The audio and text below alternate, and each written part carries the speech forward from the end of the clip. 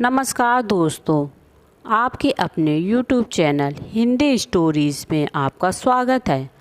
आज की कहानी बहुत ही ज्ञानवर्धक है। चलिए शुरू करते हैं आज की कहानी।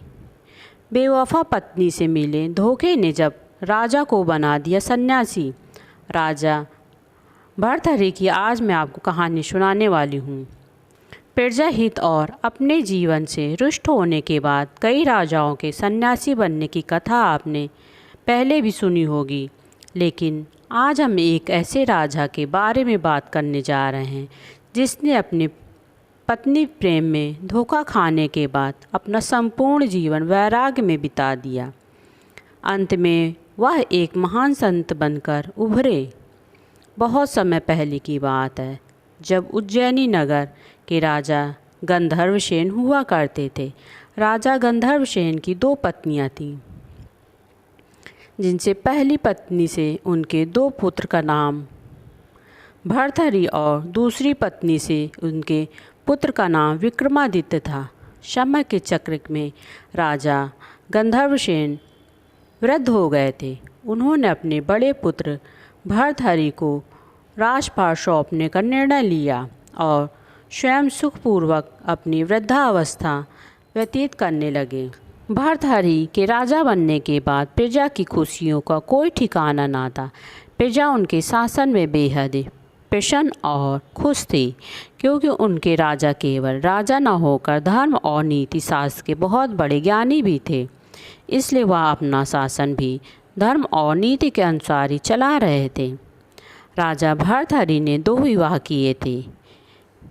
एक बार की बात है, राजा घोड़े पर सवार होकर जंगल की ओर जा रहे थे, तो रास्ते में एक राज आया। राजा भर्तहरि जब उस राज्य से गुजर रहे होते हैं, तभी उन्हें बगीचे में एक बहुत ही सुंदर स्त्री बैठी हुई दिखाई देती है। राजा की नज़र उस स्त्री पर पड़ती है। राजा उस स्त्री की सुंदरता को देखकर मोहित हो जाते हैं और उससे मन ही मन विवाह करने की सोचते हैं। राजा भर्तहरि अपने घोड़े से उतरकर उस स्त्री के पास जाते हैं और उस स्त्री से कहते हैं, हे सुंदरी, आप कौन हैं और आप कहाँ रहती हैं? राजा की बात सुनकर वह स्त्री राजा से कहती है कि पहले आप बताइए कि आप कौन हैं और आप मुझसे ये सब क्यों पूछ रहे हैं? राजा उस स्त्री से कहता है कि सुंदरी, मैं उज्जैनी का राजा भर्तहरि हूँ। मैं तुम्हारे सुंदर और आकर्षक रूप को देखकर मोहित हो गया हूँ और मैं तुमसे विवाह करना चाहता हूँ। फिर राजा भर्तहरि उस सुंदर स्त्री से पूछता है कि क्या तुम मेरे इस विवाह के प्रस्ताव को स्वीकार करोगी सुंदरी? तब वह सुंदर स्त्री राजा से कहती है कि हे राजन, मैं आपसे विवाह तो कर सकती हूँ, लेकिन उससे पहले आपको मेरे पिताजी से आज्ञा लेनी होगी, क्योंकि मेरे माता पिता ने मुझे जन्म दिया है और जो भी मेरे माता पिता आज्ञा दे देंगे मैं वही करूँगी। उसकी ये बात सुनकर राजा भर्तहरि उसकी बात से सहमत हो गए। उस स्त्री के पिता उस समय राज्य के राजा थे। उसके बाद राजा भर्तहरि उस स्त्री के पिता के पास जाते हैं और कहते हैं, महाराज, मैं बगल वाले राज्य उज्जैनी से आया हूँ। मैं वहाँ का राजा भर्तहरि हूँ। मैं जैसे ही अपने से आपके राज्य में प्रवेश किया तो मुझे आपकी ये सुंदर और आकर्षक पुत्री दिखाई दी। मैं आपकी पुत्री को देखकर इससे प्रेम कर बैठा और मैं आपकी पुत्री से विवाह करना चाहता हूँ। अगर आपकी आज्ञा हो तो मैं आपकी पुत्री को अपने राज्य की रानी बनाना चाहता हूँ। उसके बाद स्त्री का पिता मतलब वह राजा बहुत सोच विचार करते हैं और काफ़ी सोच विचार के बाद राजा भर्तहरि को अपनी पुत्री से शादी करने की अनुमति दे देते हैं। उसके बाद वह राजा अपनी पुत्री पिंगला और राजा भर्तहरि का विवाह करवा देते हैं। राजा अपनी सुंदर पत्नी पिंगला को लेकर राज्य में आ जाते हैं। पिंगला से विवाह करने के बाद राजा बहुत खुश होते हैं, क्योंकि पिंगला जैसी सुंदर स्त्री उनके पूरे राज्य में कोई नहीं थी। राजा भर्तहरि अपनी पत्नी की सुंदरता को देखकर वह अपने आप को बहुत ही भाग्यवान समझने लगते हैं।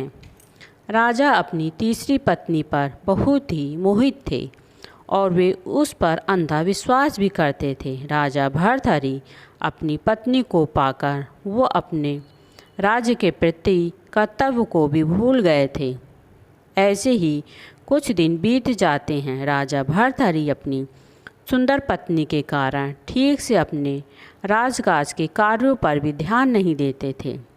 इस तरह धीरे धीरे समय बीतता गया और कई वर्ष बीत गए। एक बार उस उज्जैन नगर के राजमहल में गुरु गोरखनाथ जी पधारे। उधर जब राजा भर्तहरि को पता चला कि उनके राजमहल में गुरु गोरखनाथ जी का आगमन हुआ है, तो राजा भर्तहरि उनके पास आए और उन्हें प्रणाम किया और फिर कई दिनों तक उन्होंने गुरु गोरखनाथ जी की खूब सेवा की। राजा भर्तहरि की सेवा से गोरखनाथ जी बहुत प्रसन्न हुए और जब वो राजमहल से जाने लगे तो उन्होंने राजा भर्तहरि को एक दिव्य फल भेंट के रूप में दिया और कहा, हे राजन, इस दिव्य फल को खाने से तुम सदा जवान बने रहोगे, बुढ़ापा तुम्हें छू भी नहीं पाएगा। और फिर उस दिव्य फल को राजा भर्तहरि को देकर गुरु गोरखनाथ जी वहाँ से चले गए। उधर गुरु गोरखनाथ जी के जाने के बाद राजा भर्तहरि उस फल को गौर से देखने लगे और मन ही मन सोचने लगे कि मैं तो राजा हूँ, मुझे जवानी और सुंदरता की क्या आवश्यकता है। फिर उन्होंने सोचा कि मैं इसे रानी पिंगला को दे दूँ। इसका सेवन करने के बाद वह सदा सुंदर और जवान बनी रहेगी। और फिर राजा भर्तहरि ने दिव्य फल ले जाकर रानी पिंगला को दे दिया और कहा, लो रानी, यह दिव्य फल मुझे गोरखनाथ जी ने दिया है। इसको खाने के बाद तुम सदा जवान और सुंदर बनी रहोगी, इसलिए इसे तुम खा लेना। लेकिन राजा भर्तहरि यह नहीं जानते थे कि जिस रानी को वह सबसे ज़्यादा प्रेम करते हैं वो उनसे नहीं बल्कि उसी नगर के कोतवाल से बहुत प्रेम करती है। राजा जब रानी पिंगला को वह दिव्य फल देकर वहाँ से चले गए तो रानी ने सोचा, मैं सदैव जवान रहकर क्या करूँगी, क्यों ना मैं यह फल नगर के अपने उस कोतवाल को दे दूँ ताकि वह लंबे समय तक मेरी इच्छाओं की पूर्ति करता रहे। रानी पिंगला ने यह सोचकर वह फल उस कोतवाल को दे दिया और कहा, इसे तुम खा लेना। लेकिन वह कोतवाल रानी से ज़्यादा उसी नगर की एक वेश्या से प्रेम करता था। उसने सोचा कि इस फल को मैं खाकर क्या करूँगा, इसको ले जाकर मैं उस वेश्या को दे देता हूँ, जिससे वह हमेशा जवान और सुंदर बनी रहेगी। और उसने वह फल ले जाकर उस वेश्या को दे दिया। लेकिन जब इस फल की दिव्यता के बारे में पता चला तो उसने अपने मन में सोचा कि यदि मैं इस दिव्य फल को खाऊंगी तो सदा के लिए जवान और सुंदर बन जाऊंगी, लेकिन मुझे जीवन भर यही बुरे कर्म करना पड़ेगा और मुझे कभी भी इस नरक की ज़िंदगी से मुक्ति भी नहीं मिलेगी। फिर कुछ देर बाद उसके मन में यह विचार आया, क्यों ना इस फल को मैं ले जाकर राजा भर्तहरि को दे दूं, क्योंकि अगर राजा इस दिव्य फल को खाएंगे तो वह सदा के लिए सुंदर और जवान बने रहेंगे और लंबे समय तक प्रजा की सभी सुख सुविधाएं मिलती रहेंगी, क्योंकि राजा भर्तहरि अपनी प्रजा से बहुत ही प्यार करते थे। यह सोचकर उस वेश्या ने वह दिव्य फल ले जाकर राजा भर्तहरि को दे दिया। उस दिव्य फल को देखकर राजा भर्तहरि आश्चर्यचकित हो गए। पहले तो उन्हें लगा कि यह रानी पिंगला के पास से यह दिव्य फल को चुराकर किसी ने इस वैश्या को दे दिया है, इसलिए उन्होंने वैश्या से पूछा कि यह फल तुम्हें किसने दिया। तो उस वैश्या ने कहा कि राजन, यह फल मुझे इस नगर के कोतवाल ने दिया था और कहा कि इस फल को खाने से तुम हमेशा जवान और सुंदर बनी रहोगी। लेकिन मैंने सोचा कि इस फल की सबसे ज़्यादा ज़रूरत आपको है, इसलिए मैं यह फल लेकर आपके पास चली आई। वैश्या की बात सुनकर राजा ने तुरंत सैनिकों को भेजकर कोतवाल को बुलवाया। फिर जब वह कोतवाल राजा के समक्ष पेश हुआ तो उन्होंने पूछा कि यह फल तुम्हारे पास कैसे आया। कोतवाल ने कहा, महाराज, मुझे यह फल आपकी रानी पिंगला ने दिया है और कहा था कि यह दिव्य फल तुम खा लेना। इसको खाने के बाद तुम सदा जवान और सुंदर बने रहोगे। राजा भर्तहरि यह सुनकर दिल में गहरा झटका लगा। वह मन ही मन सोचने लगे कि जिस रानी को मैंने सबसे ज़्यादा प्रेम किया वही रानी मेरे साथ धोखा कर रही थी। मैं भी इतना बड़ा मूर्ख था जो यह सोचता रहा कि जितना प्रेम मैं रानी पिंगला से करता हूँ उतना ही प्रेम वो भी मुझसे करती होगी। इसके बाद राजा भर्तहरि ने सारी मोहमाया और बंधनों को त्याग कर उन्होंने अपना पूरा राज अपने छोटे भाई विक्रमादित्य को सौंपकर वैराग्य धारण कर लिया और उसी नगर की एक गुफा में जाकर कठोर तपस्या करने लगे। जब भर्तहरि को तपस्या करते करते काफ़ी समय बीत गया तो स्वर्ग के राजा देवराज इंद्र को यह भय सताने लगा, कहीं राजा भर्तहरि वरदान प्राप्त करके उनका सिंहासन न छीन लिए। इसलिए उन्होंने तपस्या कर रहे भर्तहरि पर एक बड़ा सा पत्थर गिराया। लेकिन तपस्या में बैठे राजा भर्तहरि ने उस पत्थर को अपने एक हाथ से रोक लिया और तपस्या में लीन रहे और उस पत्थर को अपने एक हाथ में लेकर कई वर्षों तक तपस्या करने से उस पत्थर पर भर्तहरि के पंजे का निशान छप गया और यह निशान आज भी भर्तहरि की गुफा में भर्तहरि की प्रतिमा के ऊपर वाले पत्थर पर देखा जा सकता है। कई वर्षों तक तपस्या करने के बाद जब भर्तहरि को ज्ञान की प्राप्ति हो गई तब वे गुरु गोरखनाथ जी के पास गए और उनका शिष्य बनने की विनती करने लगे। राजा भर्तहरि के बारंबार विनती करने से गुरु गोरखनाथ जी ने उन्हें अपना शिष्य बना लिया, परंतु गुरु गोरखनाथ जी के कुछ शिष्यों के मन में यह शंका होने लगी कि भला राजमहल में जीवन व्यतीत करने वाला आदमी सन्यासी का जीवन कैसे जी सकता है। और यह बात उन्होंने अपने गुरु गोरखनाथ जी को बताई। तब गोरखनाथ जी बोले, शिष्यों, चिंता मत करो, यह तुम लोगों से भी अच्छा शिष्य बनेगा। यह सुनकर पुनः उन शिष्यों ने गोरखनाथ जी से कहा, हम लोगों को विश्वास नहीं हो रहा है, आपसे आग्रह है कि आप भर्तहरि की परीक्षा लीजिए। शिष्यों की बात सुनकर गुरु गोरखनाथ जी ने कुछ देर तक सोचा, फिर अपने शिष्यों से बोले, ठीक है, मैं तुम सभी की शंका का निराकरण कर दूंगा। उसके बाद राजा भर्तहरि उस शिष्यों के साथ गुरु गोरखनाथ जी के आश्रम में रहने लगे। गोरखनाथ जी ने अपने शिष्यों से कहा, देखो, राजा होते हुए भी भर्तहरि ने अपना काम, क्रोध, लोभ और अहंकार पर विजय प्राप्त कर लिया है। यह सुनकर शिष्यों ने कहा, गुरुदेव, यह कैसे संभव है? यह तो जन्म से ही राजमहल में पला बढ़ा है। शिष्यों की बात सुनकर गोरखनाथ जी बोले, रुको, अभी मैं तुमको इन सब का प्रमाण देता हूँ। फिर उन्होंने भर्तहरि को अपने पास बुलाया और कहा, भर्तहरि, तुम जाओ और जंगल से खाना बनाने के लिए लकड़ियाँ लेकर आओ। गुरु का आदेश पाकर भर्तहरि नंगे पैर लकड़ियाँ लाने जंगल की ओर चल दिए।